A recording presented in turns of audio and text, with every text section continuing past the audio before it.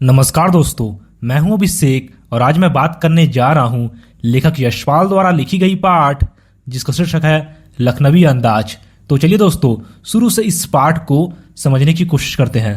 लेखक भीड़ से बचकर एकांत में कोई नई कहानी के विषय में सोचने और ट्रेन की खिड़की से प्राकृतिक दृश्य देखने के लिए सेकंड क्लास का टिकट ले लिया।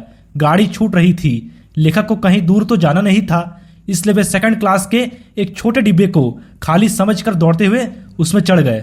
लेखक जिस डिब्बे में चढ़े थे उसमें पहले से ही एक बर्थ पर लखनऊ की नवाबी नस्ल के एक सफेद पोश सज्जन बड़े आराम से पालथी मारे बैठे थे। उनके सामने 2 ताजे खीरे तौलिए पर रखे हुए थे।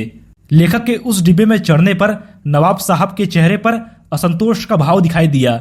लेखक ने सोचा कि शायद हो सकता है कि यह भी कहानी के लिए सूझ की चिंता में हो या फिर खीरे जैसी अपदार्थ वस्तु का शौक करते देखे जाने के संकोच में हो। नवाब साहब ने लेखक से बात करने में भी कोई उत्साह नहीं दिखाया।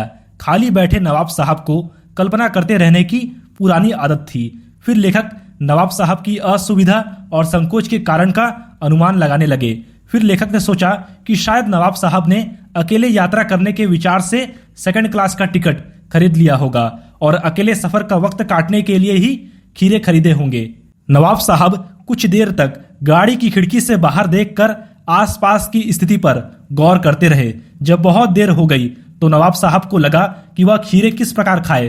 तो फिर उन्होंने लेखक से कहा, ओह आदाब अर्ज जनाब, खीरे का शौक फरमाएंगे। लेकिन लेखक ने खीरा खाने से मना कर दिया। इसके बाद लेखक द्वारा खीरा खाने के लिए मना करने पर नवाब साहब ने फिर एक पल खिड़की से बाहर देखकर गौर किया और दृढ़ निश्चय से खीरों के नीचे रखा तौलिया झाड़कर सामने बिछा लिया। फिर सीट के नीचे से लोटा उठाकर दोनों खीरों को खिड़की से बाहर धोया और तौलिए से पोंछ लिया। इसके बाद जेब से चाकू निकालकर दोनों खीरों के सिर काटे और उन्हें रगड़कर झाग निकाला। फिर खीरों को बहुत सावधानी से छिलकर फाकों को क्रम से तौलिए पर सजाते गए। फिर उन्होंने उन फाकों पर जीरा मिला नमक और पीसी हुई लाल मिर्च छिड़क दी। इसके बाद नवाब साहब ने लेखक की ओर देखा और कहा, वल्लाह शौक कीजिए, लखनऊ का बालम खीरा है। खीरे पर नमक मिर्च छिड़क दिए जाने से ताजे खीरे की रसदार फाके देखकर लेखक और नवाब साहब दोनों के मुंह में पानी जरूर आ रहा था, लेकिन लेखक पहले ही खीरा खाने से मना कर चुके थे। फिर लेखक ने नवाब साहब से कहा, शुक्रिया, इस वक्त इच्छा नहीं हो रही और मेरा मैदा मतलब पेट भी जरा कमजोर है। इसके बाद नवाब साहब ने अपनी सतृष्ण आंखों से नमक मिर्च के संयोग से चमकती खीरे की फाकों की ओर देखा। फिर खीरे की फाकों को होठों तक ले गए और उन्हें सूंघा, स्वाद का आनंद लिया और उन फाकों को एक एक करके खिड़की से बाहर फेंक दिया। इसके बाद वे लेखक की ओर देखते हुए तौलिए से अपना हाथ और होठ पोंछ लिए और बड़े गर्व से अपनी गुलाबी आंखों से लेखक की ओर देखा, मानो वे कह रहे हो कि यह है खानदानी रईसों का तरीका। फिर नवाब साहब खीरे खाने की तैयारी और इस्तेमाल से थक कर लेट गए।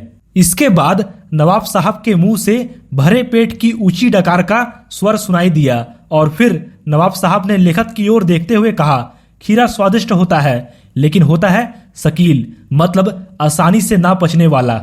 यह सब देखकर लेखक की ज्ञान रूपी आंखें खुल गई और वह सोचने लगा कि जब खीरे की सुगंध और स्वाद की कल्पना से ही पेट भर जाने का डकार आ सकता है तो बिना विचार, घटना और पात्रों के एक नई कहानी क्यों नहीं बन सकती। तो दोस्तों, इस वीडियो को लाइक और शेयर करके आप हमारा आत्मविश्वास बढ़ा सकते हैं और हमारे चैनल पर पहली बार आए हैं तो चैनल को सब्सक्राइब जरूर करें।